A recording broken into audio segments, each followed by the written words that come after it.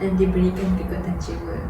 Baiklah, boleh Puan kongsikan apa yang sedang membebankan fikiran Puan pada masa sekarang? Waalaikumsalam Puan. Terima kasih sebab sudi dengar. Sebenarnya saya dah beberapa minggu rasa sangat tertekan. Anak sulung saya umur dia 15 tahun. Sejak akhir-akhir ini suka melawan cakap. Saya tegur dia jawab. Saya minta tolong dia buat acuh tak acuh. Kadang-kadang marah saya tu naik sebab rasa tak dihormati. Saya penat dan kecewa. Saya faham perasaan Puan.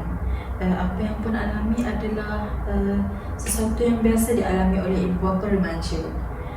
Puan sebenarnya sangat kuat sebab masih mencari jalan yang terbaik. Puan tidak terus menghukum tetapi mencari ruang untuk memahami. Itu satu langkah ke hadapan Puan. Tapi saya rasa macam gagal jadi seorang ibu. Saya solat, saya doa, tapi anak makin jauh. Kadang-kadang saya rasa anak saya benci saya. Puan, remaja dalam usia begitu sedang mencari identiti. Kadang-kadang mereka keliru mahu berdikari dan masih perlukan perhatian. Malangnya kekeliruan itu sering diterjemahkan dalam bentuk perlawanan, kemarahan atau keengganan mendengar. Tapi itu bukan benci, itu sebenarnya jeritan dalam diam.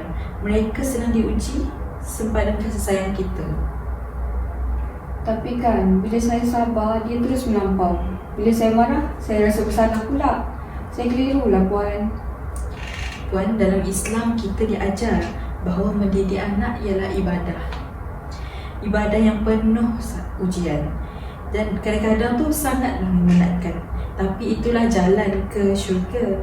Sebab itu, dalam pendekatan tazkiyah an-nafs, kita diajar untuk menyucikan jiwa melalui sabar, redha, muhasabah dan mujahadah Puan.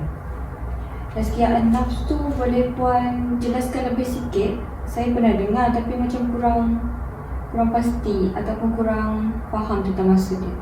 Baiklah Puan, tazkiyah an-nafs ni bermaksud penyucian jiwa.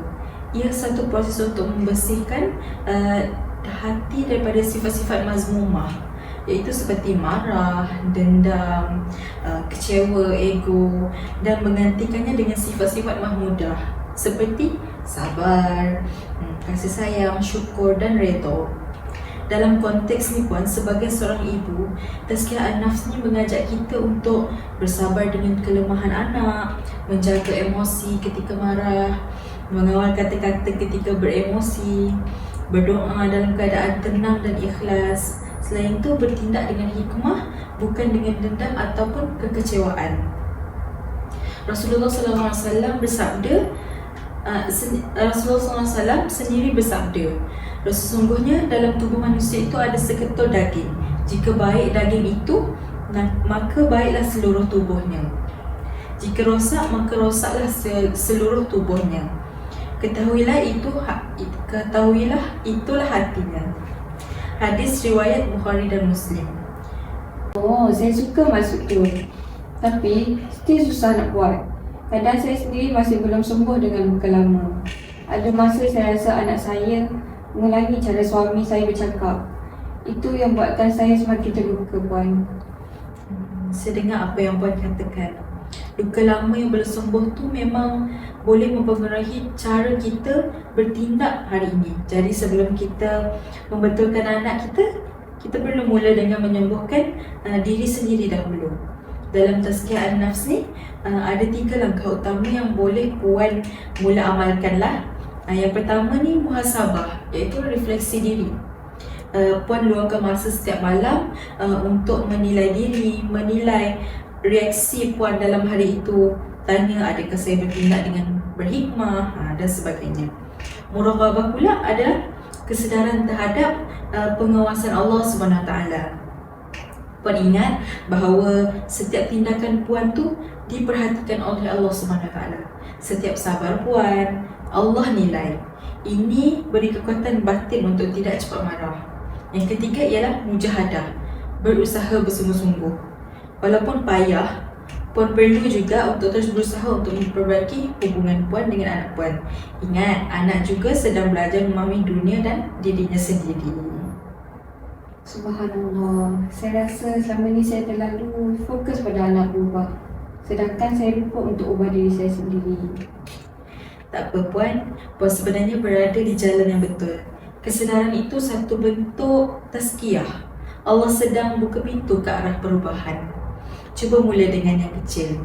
Apabila anak melawan Puan, jangan terus balas. Diam sekejap, ambil wuduk jika perlu. Cuba guna pendekatan yang lembut.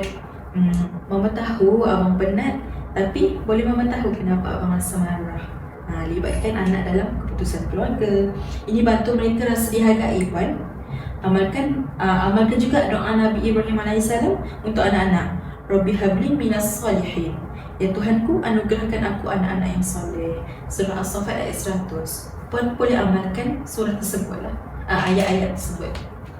Terima kasih Puan, saya rasa ini kali pertama saya betul-betul rasa tenang dan difahami. Saya akan cuba mula dari diri saya dulu. Saya harap dengan tazkiyah an-nafs ni, saya boleh jadi ibu yang lebih baik kepada anak-anak saya. InsyaAllah Puan tak keseorangan. Saya doakan Puan terus kuat.